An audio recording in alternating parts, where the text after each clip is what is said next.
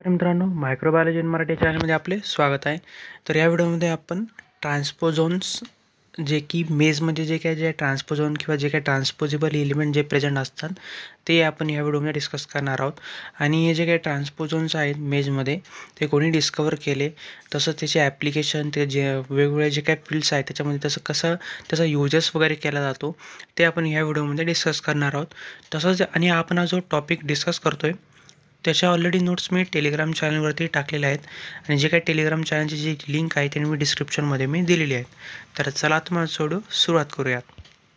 सर्वात प्रथम आपल्याला माहिती आहे की जे ट्रान्सपोझोन आहे हे मोबाईल जेनेटिक एलिमेंट आहे किंवा त्याला आपण ट्रान्सपोजेबल एलिमेंटसुद्धा म्हणू शकतो, जे की एका जागेपासून दुसऱ्या जागेवरती त्याचं जम्पिंग किंवा त्याचं जे लोकेशन वगैरे आहे ते चेंज केलं जातं within the genome to the another within the genome. म्हणजे एका लोकेशनपासून विदिन दी जिनोममध्येच एका लोकेशनमधून दुसऱ्या लोकेशनवर आपण त्याचं चेंजेस वगैरे किंवा हे जम्प वगैरे त्याचं हे करत असतात. याला म्हटलं जातं ट्रान्सपोजेबल एलिमेंट. आणि हे जे काही आपण मेज म्हणजे जे काही मक्यामधले जे काही ट्रान्सपोझोन आहे ते 3 प्रकारचे मेनली आत्तापर्यंत जे काही ट्रान्सपोझोन आहे ते सापडले आहेत किंवा डिस्कवर केलेले आहेत. तर पहिलं जे नाव आहेत AC/DS activator and dissociation system. ह्याच्यामध्ये फर्स्टली 1940ला किंवा 1940ला हे जे काही ट्रान्सपोझोन्स आहे सिस्टीम इन मेज, म्हणजे ही जी टेक्निक आहे किंवा ही सिस्टीम आहे फर्स्ट डिस्कवर केली गेली किंवा त्या दिवशी किंवा त्या वर्षामध्ये 1940मध्ये हे ट्रान्सपोझोन सिस्टीम मेजमध्ये ॲक्टिवेट केली आणि त्याचं जे काही त्याचे पुढे जे काही रिसर्च वगैरे असेल तो पुढे चालू राहिला. त्याच्यानंतर त्याच्यामध्ये वेगवेगळे एलिमेंट सापडले, 2 मेन एलिमेंट सापडले. त्याचं पहिल्याचं नाव आहे MU म्युटेटर एलिमेंट किंवा दुसऱ्याचं नाव आहे सप्रेसर म्युटेटर. जो पहिला जो MU किंवा म्युटेटर एलिमेंट आपण त्याला म्हणतो, जो की 30 वर्षानंतर 1970मध्ये डिस्कवर झाला आणि याची जी काही ट्रान्सपोजिशन जी काही फ्रिक्वेन्सी आहे ते आपल्याला जास्त प्रमाणात पाहिलं. म्हणजे हे त्याचं एक मेन कॅरेक्टरिस्टिक्स आहे, जेणेकरून किंवा एखाद्या त्याची मेन प्रॉपर्टी आहे की त्याची जी काही ट्रान्सपोजिशन प्रोसेसची जी काही फ्रिक्वेन्सी आहे ती जास्त प्रमाणात आपल्याला पाहायला मिळते. तसंच दुसरा जो एलिमेंट आहे सप्रेसर म्युटेटर एलिमेंट, जो की 10 वर्षांनी पुढच्या 10 वर्षामध्ये आयडेंटिफाय केला 1980मध्ये, जो की जीन एक्सप्रेशनला रेग्युलेट करण्याचं काम करतो.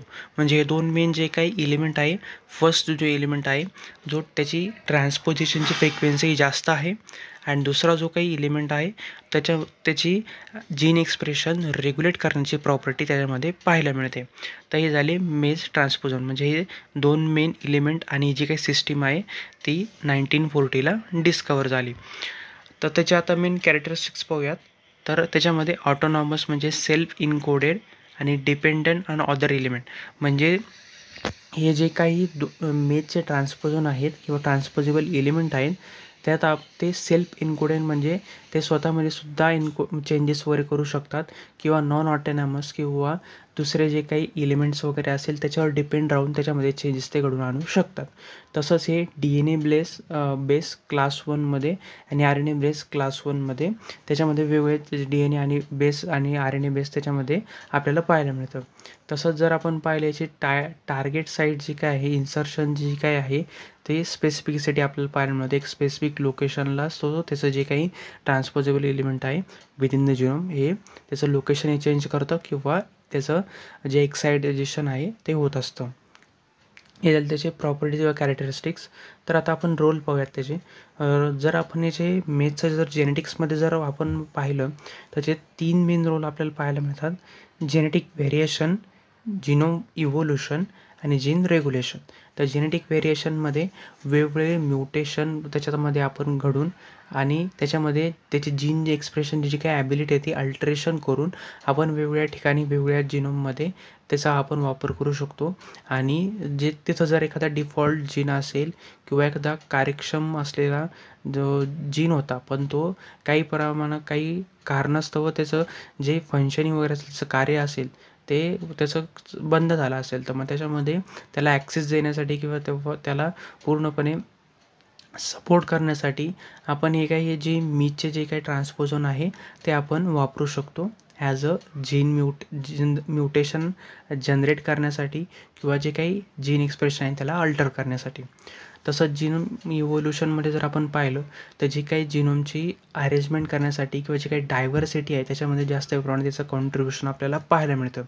तसंच जीन रेग्युलेशनमध्ये आपण पाहिलं की हा जो काही जीन एक्सप्रेशन इन्फ्लुएन्स करण्यासाठी आणि तसंच एपिजेनेटिक मॉडिफिकेशन वगैरे जर करायचे असेल तर त्याच्यामध्ये हा जो काही मेजचा जो काही ट्रान्सपोझोन आहे तो आपण वापरू शकतो.